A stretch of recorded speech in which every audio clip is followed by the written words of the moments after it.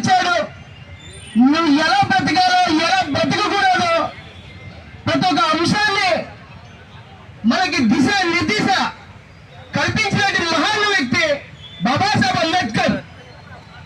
ఈరోజు మన తల్లిదండ్రులు మనకి జన్మనిస్తే మనకి బ్రతుకునిచ్చింది ఎవరయ్యా అంటే బాబాసాహెబ్ అంబేద్కర్. నువ్వు ఎక్కడికి వెళ్ళి ఏ ఆఫీస్కి వెళ్ళు,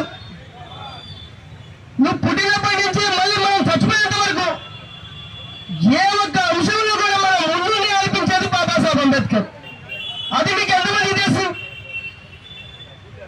బాబాసాహెబ్ అంబేద్కర్ ని కేవలం ఒక విద్యా ఉపాధి ఆర్థిక రంగాలకి నాయకత్వ రంగాలకి మాత్రమే మనం పరిమితం చేస్తున్నాం. బాబాసాహెబ్ అంబేద్కర్ ని